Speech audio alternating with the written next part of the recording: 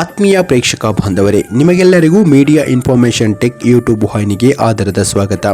ಇಂದಿನ ಸಂಚಿಕೆಯಲ್ಲಿ ಜನಕರಾಜನ ಹಾಗೂ ದಶರಥ ರಾಜನ ವಂಶಾವಳಿಯನ್ನು ತಿಳಿದುಕೊಳ್ಳಲಾಗಿದೆ.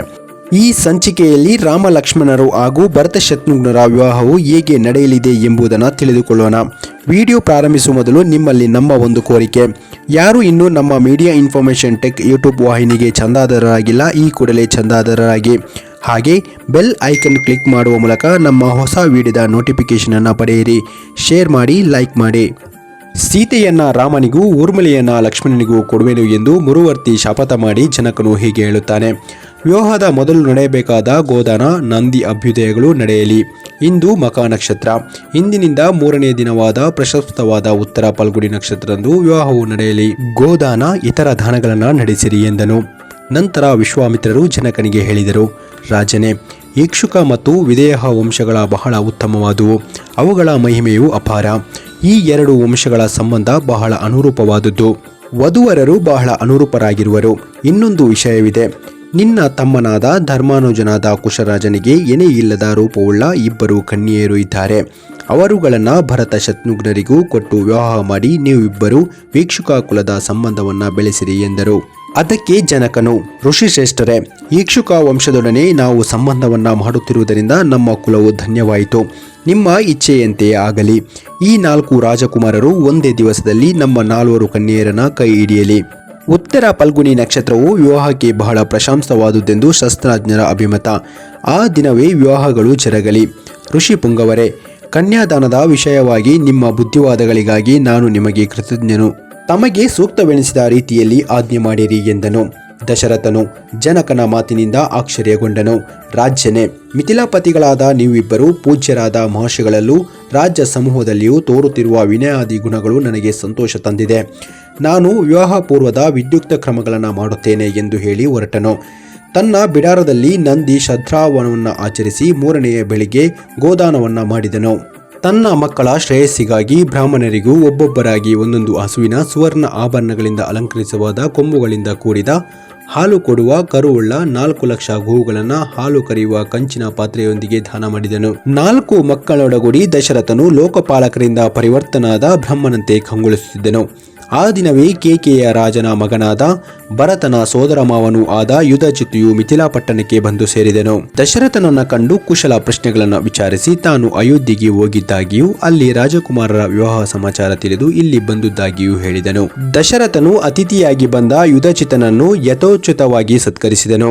3ನೇ ದಿನ ದಶರಥನು ನಿತ್ಯ ಕರ್ಮಗಳನ್ನು ಮುಗಿಸಿ ಋಷಿಗಳೊಡನೆ ಯಜ್ಞಶಾಲೆಗೆ ಬಂದನು.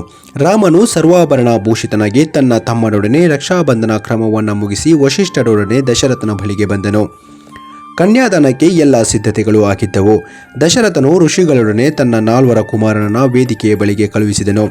ವಸಿಷ್ಠರು, ವಿಶ್ವಾಮಿತ್ರರು, ಶತನಂದರೊಡನೆ ವಿವಾಹ ಮಂಟಪದಲ್ಲಿ ಶಾಸ್ತ್ರೋಕ್ತವಾಗಿ ವೇದಿಕೆಯನ್ನ ಮಾಡಿಸಿ ಅದನ್ನು ಪುಷ್ಪಗಳಿಂದ ಅಲಂಕರಿಸಿ ವೇದಿಕೆಯ ಬಳಿ ಬಂಗಾರದ ಪಾಳಿಕೆಗಳನ್ನ, ಧೂಪ ದೀಪಗಳನ್ನ, ಆರ್ಘ್ಯ ಪಾತ್ರಗಳನ್ನ, ಅರಳು, ಶುಕ್ರ, ಶ್ರುವ ಮೊದಲಾದ ಹೋಮದ ಉಪಕರಣಗಳು, ಶಂಖ, ಅಕ್ಷತೆ ತುಂಬಿರುವ ಪಾತ್ರೆಗಳನ್ನು ಕ್ರಮವಾಗಿ ಇಡಿಸಿದರು. ವೇದಿಕೆಯ ಸುತ್ತಲೂ ದರ್ಪೆಯ ಅಸ್ತ್ರಾರಗಳನ್ನು ಇಟ್ಟರು. ವೇದಿಕೆಯಲ್ಲಿ ಅಗ್ನಿಯನ್ನ ಪ್ರತಿಷ್ಠಾಪನೆ ಮಾಡಿ ಅಭ್ಯೋದಯ ಹೋಮವನ್ನ ಮಾಡಿದರು. ಸರ್ವಾಭರಣಗಳಿಂದ ಅಲಂಕರಿಸಲ್ಪಟ್ಟ ಸೀತೆಯನ್ನ ಕರೆತಂದು ಶ್ರೀರಾಮನಿಗೆ ಎದುರಾಗಿ ಕುಳ್ಳಿರಿಸಿದರು. ಜನಕರಾಜನು ಶ್ರೀರಾಮನನ್ನ ನೋಡಿ, ನನ್ನ ಮಗಳಾದ ಸೀತೆಯು ನಿನಗೆ ಸಹಧರ್ಮಿಯಾಗಿರುವಳು. ಇವಳನ್ನ ಸ್ವೀಕಾರ ಮಾಡು, ನಿನಗೆ ಮಂಗಳವಾಗಲಿ. ಇವಳ ಕೈಯನ್ನ ನಿನ್ನ ಕೈಯಿಂದ ಇಡಿ. ಇವಳು ಪತಿವೃತೆಯಾಗಿರುವಳು, ನಿನ್ನನ್ನು ನಿನ್ನ ನೆರಳಿನಂತೆ ಅನುಸರಿಸುವಳು ಎಂದು ಹೇಳಿ ಮಂತ್ರಪೂರ್ವಕವಾಗಿ ರಾಮನ ಹಸ್ತದಲ್ಲಿ ದಾನ ಜಲವನ್ನ ಇಟ್ಟು ಧಾರೆ ಎಳೆದನು. ವಿವಾಹ ಮಹೋತ್ಸವದಲ್ಲಿ ನೆರವೇರಿದ ಋಷಿಗಳು, ದೇವತೆಗಳು ಸಾಧು ಸಾಧು ಎಂದು ಹೇಳುತ್ತಾ ಹರ್ಷಧ್ವನಿ ಮಾಡಿದರು. ದೇವ ದುಂಬಿಯು ಮೊಳಗಿತು, ಪುಷ್ಪವೃಷ್ಟಿಯಾಯಿತು. ಹೀಗೆ ಸೀತೆಯನ್ನು ರಾಮನಿಗೆ ಧಾರೆ ಎರೆದುಕೊಟ್ಟು ಜನಕನು, ಲಕ್ಷ್ಮಣ, ವತ್ಸ, ವಿವಾಹ ಮಂಟಪಕ್ಕೆ ಆಗಮಿಸು. ನನ್ನ ಔರಸ ಪುತ್ರಿಯಾದ ಊರ್ಮಿಳೆಯನ್ನ ಪರಿಗ್ರಹಿಸು ಎಂದನು. ನಂತರ ಭರತನ ಕಡೆ ತಿರುಗಿ, ರಘುನಂದನ, ನನ್ನ ತಮ್ಮನ ಮಗಳಾದ ಮಾಂಡವಿಯ ಪಾಣಿಗ್ರಹಣ ಮಾಡುವನಾಗು ಎಂದು ಹೇಳಿ ಶತ್ರುಘ್ನನ್ನ ಕರೆದು, ಶತ್ರುಘ್ನ, ನನ್ನ ತಮ್ಮನ ಇನ್ನೊಬ್ಬ ಮಗಳಾದ ಶ್ರುತ ಕೀರ್ತಿಯ ಪಾಣಿಗ್ರಹಣ ಮಾಡು ಎಂದನು. 4 ರಾಜಕುಮಾರರು ಕ್ರಮವಾಗಿ 4 ಕನ್ಯೆಯರ ಪಾಣಿಗ್ರಹಣ ಮಾಡಿದರು. ತಮ್ಮ ತಮ್ಮ ಪತ್ನಿಯರೊಡಗೂಡಿ ಅಗ್ನಿ ವೇದಿಕೆಯನ್ನ, ಜನಕನನ್ನು, ಋಷಿಗಳನ್ನ ಪ್ರದಕ್ಷಿಣೆ ಮಾಡಿದರು. ಶಾಸ್ತ್ರೋಕ್ತವಾಗಿ ವಿವಾಹವು ನೆರವೇರಿತು. ಮಂಗಳ ವಾದ್ಯಗಳೊಡನೆ ಕೂಡಿ ಈ 4 ರಾಜಕುಮಾರರು ತಮ್ಮ ತಮ್ಮ ಪತ್ನಿಯರೊಡಗೂಡಿ ಬಿಡಾರವನ್ನ ಸೇರಿದರು. ಈ ಮಹೋತ್ಸವವನ್ನ ನೋಡಿ ದಶರಥನು ಋಷಿ ಬಾಂಧವರೊಡನೆ ಆನಂದಪಟ್ಟನು. ಆ ರಾತ್ರಿಯೂ ಕಳೆದು ಬೆಳಗಾಯಿತು. ಮಹರ್ಷಿ ವಿಶ್ವಾಮಿತ್ರರು ದಶರಥ ಮತ್ತು ಜನಕರ ಅನುಮತಿ ಪಡೆದು ರಾಮ ಲಕ್ಷ್ಮಣಾದಿಗಳನ್ನ ಆರಿಸಿ ಹಿಮೋತ್ ಪರ್ವತಕ್ಕೆ ಹೊರಟು ಹೋದರು. ದಶರಥನು ಜನಕನ ಅನುಮತಿ ಪಡೆದು ಅಯೋಧ್ಯೆಗೆ ಹೊರಟನು. ಜನಕನು ತನ್ನ ಹೆಣ್ಣು ಮಕ್ಕಳಿಗೆ ಕನ್ಯಾದಾನವಾಗಿ ಅನೇಕ ಸಹಸ್ರ ಗೋವುಗಳು, ರತ್ನ ಗಂಬಳಿಗಳು, ತಟ್ಟೆ ಮಡಿಲುಗಳು, ಅಲಂಕರಿಸಿದ ರಥ, ಗಜ, ತುರಗ, ಪದಾತಿಗಳೆಂಬ ಚತುರಂಗ ಸೈನ್ಯ, ದಾಸದಾಸಿಯ ಜನರು, ಮುತ್ತು, ಹವಳ, ರತ್ನಗಳನ್ನು ಕೊಟ್ಟನು. ದಶರಥನು ಪುತ್ರರೊಡನೆಯೂ ವಶಿಷ್ಠರೊಡನೆಯೂ ಅಯೋಧ್ಯೆಗೆ ಪ್ರಯಾಣ ಮಾಡಲು ಜನಕನು ಸ್ವಲ್ಪ ದೂರ ಅವರನ್ನು ಹಿಂಬಾಲಿಸಿ ಬಂದನು. ಹೀಗೆ ದಾರಿಯಲ್ಲಿ ಮುಂದೆ ನಡೆಯುತ್ತಾ ಪರಶುರಾಮರು ಎದುರಾಗುತ್ತಾರೆ. ಪರಶುರಾಮರ ಪರಾಕ್ರಮ ಹಾಗೂ ಪರಶುರಾಮರು ಏನು ಹೇಳಿದರು ಎಂಬುದನ್ನು ಮುಂದಿನ ಸಂಚಿಕೆಯಲ್ಲಿ ವಿವರಿಸಲಾಗುವುದು. ಅಲ್ಲಿಯವರೆಗೂ ನಿಮಗೆಲ್ಲರಿಗೂ ಶುಭವಾಗಲಿ. ಜೈ ಹಿಂದ್, ಜೈ ಭಾರತ್ ಮಾತೆ.